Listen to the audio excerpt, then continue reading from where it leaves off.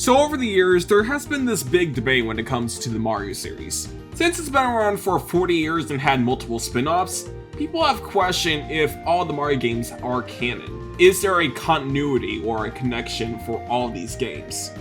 So I thought it'd be fun just to have my personal thoughts on it because it is such a weird rabbit hole when it comes to Mario lore. Because unlike other platformer series like Sonic or Kirby where it's very straightforward, the Mario series had so many spin-offs that have their own rules and culture and such, it is honestly very hard to keep track of them at times. Especially with the RPG games, which were the main center point of this discussion. Because when it comes to like the mainline games, it's the most straightforward in this discussion. Especially with something like Mario Galaxy, where at the ending they had the whole time reset, and that's why we have Mario Galaxy 2. But this is when we get to the spin-offs it gets a bit more complicated. With people debating on if Paper Mario is the same Mario from the mainline games.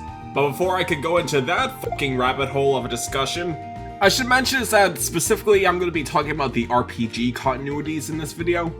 Because something with the Luigi's Mansion series, even though it has its own continuity, it's still very linked to the mainline Mario games in some ways.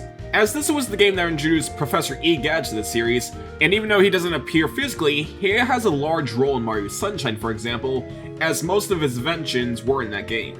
With the prominent items being the magic paintbrush with Bowser Jr. and the flaw nozzle Mario has. And let me tell you, when I was young I felt really smart for realizing putting 2 and 2 together. Especially the part where Bowser Jr. says a strange old man in a white coat, and it zooms into the EGAD symbol on Flood. It's kind of a shame that his appearance have been far in between these days, as he once used to appear in a lot of other Mario games, but these days he just feels like he only appears in Luigi's Mansion games. Pretty much being the case of Nintendo not really knowing what to do with this character. Similar to a character like Toadsworth, which I honestly argue is the one that people really miss the most. But anyway, I think I'm going a bit off topic here. So for the RPG games, this is the one that caused the most discourse when it comes to continuity in Mario. Especially with one of these games which caused the loudest part of this debate, which really shows how fundamentally broken Mario continuity can be if you're trying to really put them all together. Like with Super Mario RPG, for example, it pretty much takes place in its own world with its own culture and such. I mean, in this game, Mario and Bowser are canonically next door neighbors, that's actually kind of funny to think about. And as you're going to be seeing with these RPG spin-offs, they're pretty much based on interpretation depending on the studio. Like how in Super Mario RPG, since it was made by Square, it's pretty much Square's vision of the Mushroom Kingdom. This is when things get a bit more complicated. As out of all the Mario RPG games, this one feels like it was the most inside of its own bubble. Because again, this is pretty much Square's interpretation of the Mario world. And so when Nintendo tried to make a follow-up for this, they necessarily couldn't use any of the elements in this game because it was mostly owned by Square. So essentially, they pretty much had to reboot Super Mario RPG into the Paper Mario series. And with Paper Mario 64, this game is probably the most linked with the mainline games. As there are plenty of elements from this game that were introduced in later Mario games, with the best example being Mario Party 5, where the main hosts for this game are the Star Spirits. And beyond that, there was also Goomboss, a giant King Goomba that was also implemented in multiple Mario games, such as the remake of Mario 64 on DS. And for 1000 Year Door, it's very straightforward on where it takes place, which is pretty much directly after Paper Mario 64. And the same goes for Super Mario as well, it takes place directly after 1000 Year Door. But this is when Sticker Star makes things a bit more complicated. As with this game, it was essentially a soft reboot of the series, where instead of it feeling like you're exploring more of Mario's world, you're pretty much just exploring regular Mario world, but everything's made out of paper. But despite that, there are various elements from this game that reference past games, like Goombella being mentioned in this game, that pretty much solidifies this being as canonical to the main Paper Mario games. With each of the various entries going forward, keeps focusing on the paper elements, with Origami King feeling the most paper-themed out of the 3 games. Although I think the funniest thing about that is that since they emphasize the fact they are made of paper, they do a lot of crazy stuff that I doubt they would actually get away with if they were regular. Like, one of the bosses in this game was literally a giant monster made out of the severed faces of Bowser's minions. So even though they are made out of paper, from Mario's perspective, this is actually pretty much body horror. So yeah, with Paper Mario's timeline, it's basically very straightforward. But is it fully connected to the mainline Mario games is a bit complicated to say. I'll say that various elements from Paper Mario, especially with N64, are linked to the mainline Mario games, especially with stuff like the Star Spheres, for example. But again, with Paper Mario, this is another world where it's mostly Intelligent Systems' interpretation of the series. But the problem was is that with the earlier Paper Mario games, it felt like you're actually in Mario's world, as you're pretty much exploring various new lands and such. But with the later Paper Mario games, they pretty much felt like a separate entity. And with the Mario and Luigi games, this is when things get a bit more complicated, as this is also a series that's supposed to be a successor to Super Mario RPG. And again, with this series, they pretty much build their own world in it. I mean, in the very first game, you're pretty much exploring a whole new area, which is the Bean Kingdom, with characters that are basically sentient beings, which is honestly such a natural fit for the series, especially with Mario Wonder, where they kind of do a similar thing with the Flower Kingdom. And the most popular character in the series, Fawful, is also a very reoccurring villain. Being the secondary antagonist in the first game, having a small cameo in the second game, and being the main antagonist in the third game, there was definitely a grave elements to make this world feel very alive. And even after Fawful's final appearance in Bowser's Inside Story, they still acknowledge the past in Dream Team as well, with certain characters like Pablo, who was a thief that Mario and Luigi encountered in Superstar Saga, even acknowledging their encounter even though that he doesn't really recognize them. So yeah, the continuity in Mario and Luigi is 100% straightforward. But this is when we get to the final entry of the series before Alpha Dream went bankrupt, Mario and Luigi Paper Jam, where we hear the most discourse out of the Mario continuity. Because with the concept of this game, it's basically a crossover with the Mario and Luigi games and Paper Mario. And let's just say that I have never had such a brain scratcher think about this since Sonic fucking Forces.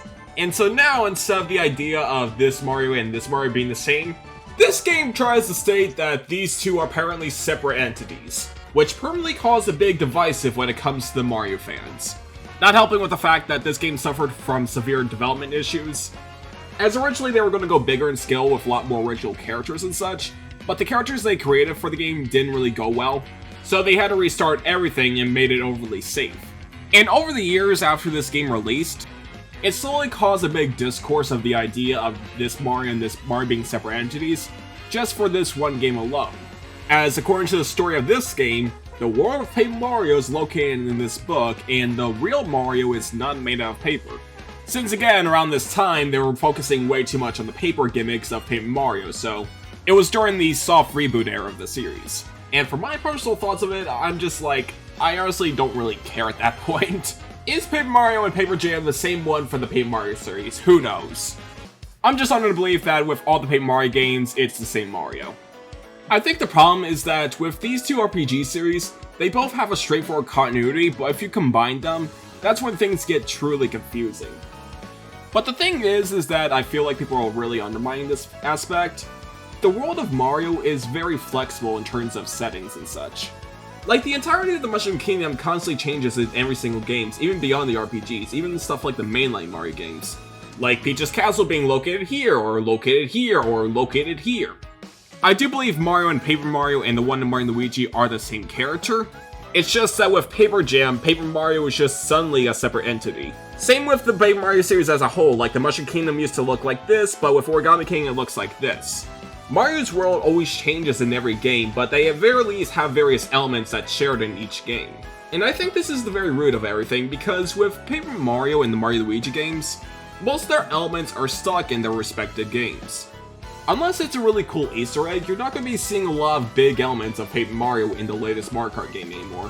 Which is honestly a shame, because they used to do this a lot back in the day during the GameCube era. But these days, if you want to see a Mario RPG reference, it's pretty much stuck to Super Smash Bros.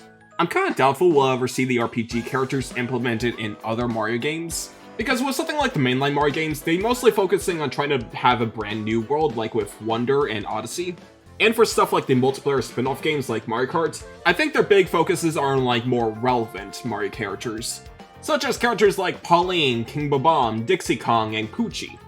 It's not because of something like Fawful is dead, so they can't add them in Mario Kart, because like, it's Nintendo, they don't really care about that kind of continuity stuff. I mean hell, even Zelda struggles with continuity.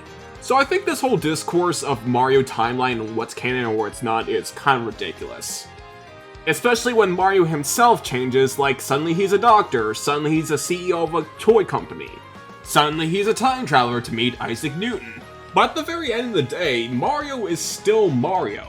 Paper Mario 64 is still a Mario game. Paper Mario The Thousand Year Door is still a Mario story.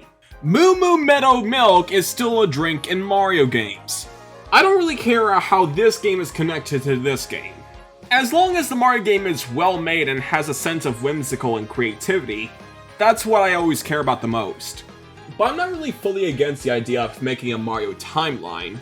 Like having interpretations or headcanons is pretty fun now and then. I'm not trying to discourage people on not doing this kind of stuff. I just have a problem when people take it too seriously when Nintendo themselves don't. As most of the Mario games are supposed to be self-contained adventures, it was not meant to have like an entire timeline.